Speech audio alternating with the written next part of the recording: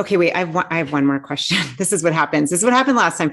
Literally, Aaron, I won't do this today. I could literally stay here with you for 8 hours. There's so much. I'm just keeping it. We're just going to stay within the time frame. That's why you're a great interviewer. Don't know.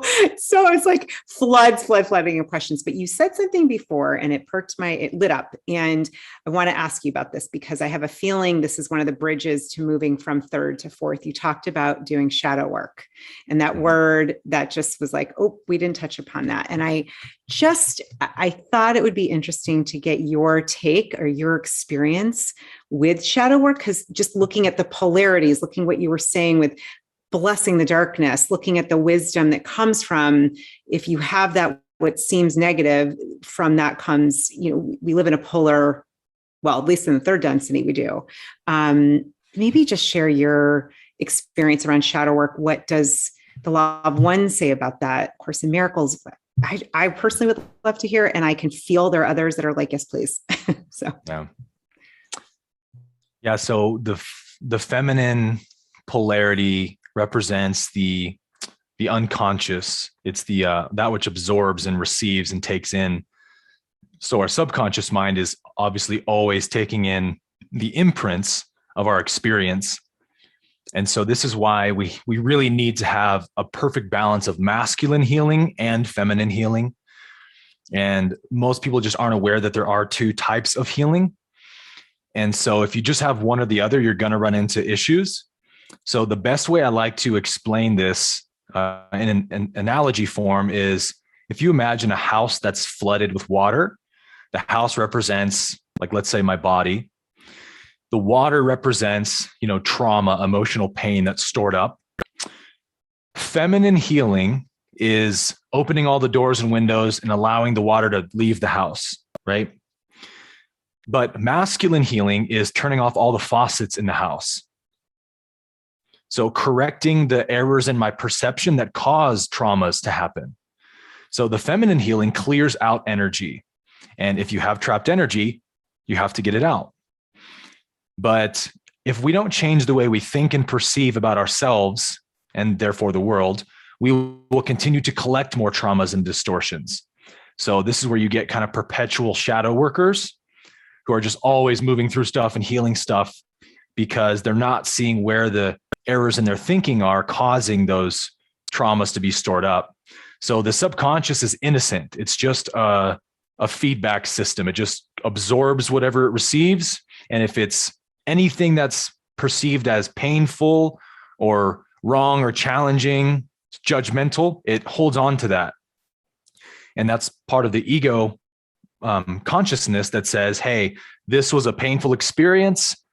This could be very detrimental to my survival. So I need to remember this somewhere. I need to store this data because it's very important for my survival. If I'm walking through a forest and I walk into a bear's den or whatever, and a grizzly bear jumps out and I barely escape with my life. Okay, so you better believe my mind's going to remember that experience, right? It's going to store that somewhere and it's going to purposefully traumatize me so that from now on, when I'm walking through the forest, any little, ruffle in the leaves on the floor, whatever looks like it might be a bear's den, I'm going to be triggered by that and avoid. So that's, again, not something I can judge. It's totally here to help me. It's innocent. It's just looking out for survival. But it takes higher wisdom and knowledge to understand, okay, we don't need these triggers though. This is an old third density consciousness operating, and it was very useful at that time. But now consciousness has leveled up and doesn't need that paradigm any longer. So in that same sense, everything that happens to us that's painful becomes like that, a trauma that the mind doesn't know the difference between physical survival and social survival. It doesn't know the difference between a bear's den and social anxiety. It just knows how I react emotionally. And if I shrink, it's going to say, oh, danger, store, remember. And so that's a negative imprint. So shadow work is to go into our past, into our memories, try to relive them, and then give them a different energy. And the energy we try to give them, instead of shrinking back and being afraid or judging and being angry, That gives the mind evidence that, okay, this really is important and necessary. Because look, the same reaction is happening. So we really do need to hold on to this. But if I go back to that memory, or I experience a trigger in real life, let's say, and I meet it with compassion and love and understanding and say, it's okay to feel that way. Of course you feel that way. From your point of view, that was a valid way to react to that. All I'm offering is a higher point of view to take, that you don't need to be a victim to that any longer. Well, that loving energy, that vibration of love shows the mind, okay, this isn't actually necessary anymore. We're safe now. Like love gives that energy of like, it's safe. And so the mind will delete that old program. So that's the feminine healing, the shadow work of let's get out all that negative energy that's just constantly triggering me throughout my day. But then equally important is let's change the way I think of seeing myself as a victim to life, seeing myself as on the receiving end of life. Let's become empowered and realize what I am cannot be a victim. What I am is eternal and limitless. What I am is infinite in potential. And so I don't need to see myself as small and separate and limited anymore. And whatever happens in life that's challenging just becomes a learning opportunity. It doesn't define me. It doesn't have anything to say about what I am. That's a masculine, wisdom-oriented form of healing. And that's sort of the turning off the faucet. So that if somebody does, let's say you're a public speaker and you're giving a speech and somebody just yells at you from the crowd and embarrasses you, right? Well, if I have that lack mentality, that's going to land somewhere that traumatizes me. And then I become afraid of getting up and speaking. Masculine wisdom says, I don't need to take that person's insanity personally. I don't need to define myself based on their distortion. I can just have love and compassion for them and understand they're just expressing their own distortions. And therefore, what they do doesn't affect me, doesn't land in me any longer. So I don't go around collecting traumas and triggers anymore. So if you have one without the other, there's going to be problems. I know a lot of people in the non-duality circles who are all about, they can explain it like the best of the best. They can lead a seminar on non-duality, but they still have all this childhood trauma they haven't worked out. They get triggered and they bypass their triggers because I know better than that. I'm not that. I'm non-dual and stuff. So yeah, there's big problems in both camps, and really marrying masculine and feminine wisdom is where true healing happens. Whoa. Okay. That's a gorgeous summary. You guys can see these crazy ass notes that I hope I can go back and read. I'm not a linear thinker, and I'm like just writing. I've done some of this work myself, but hadn't heard it explained. I don't know if others here too, the divine feminine and the masculine energies. And that is just so powerful. And really appreciate how you just explained how both are crucial.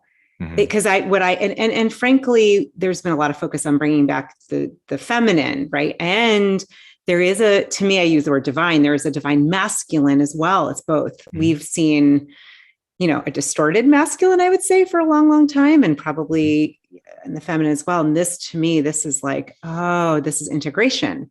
This is how we integrate. And beautiful. Before we wrap, I just wanted to put the heart flare question back on you, Aaron. If there's, Gabe, did you have a quick question? I just saw your hand, your real hand. Flaring. I don't know if this is a question or not, but yeah, it just resonates so much with what I'm experiencing as like trying to represent men, like, and in this healing stage that we're in of coming back together. And I think one of the biggest divisions that we have is between the masculine and feminine.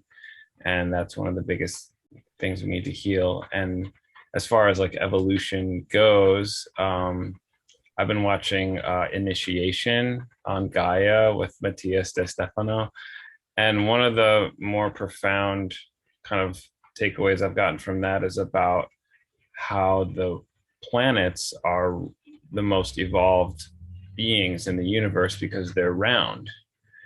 And the reality that I always am trying to spread as an energy work practitioner and a healer, and I like do this martial art called Sistema that's like literally we're punching the toxic masculinity out of each other and like responding softly and going with the flow, is that we are round.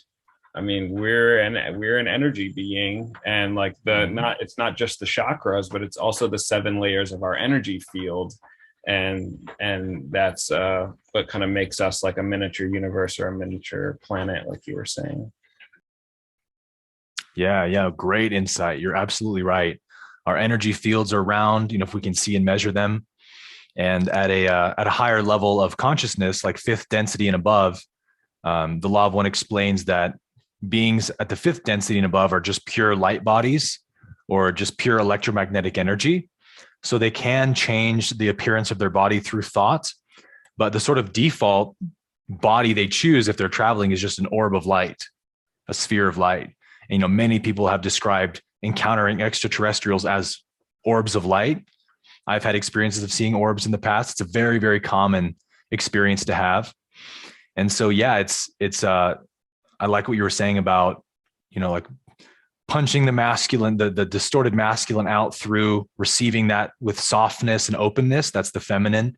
The distorted masculine we've seen throughout human history, that patriarchal society, is because the masculine is so divorced from their feminine. They have no connection to their emotions, no love of self. And so another way we can really easily define like divine masculine, divine feminine, or masculine healing, feminine healing, is feminine healing is love of self, acceptance of self, compassion towards self.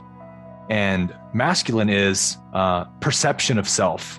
How I perceive myself is how I heal masculine. How I love and accept myself is how I heal the feminine.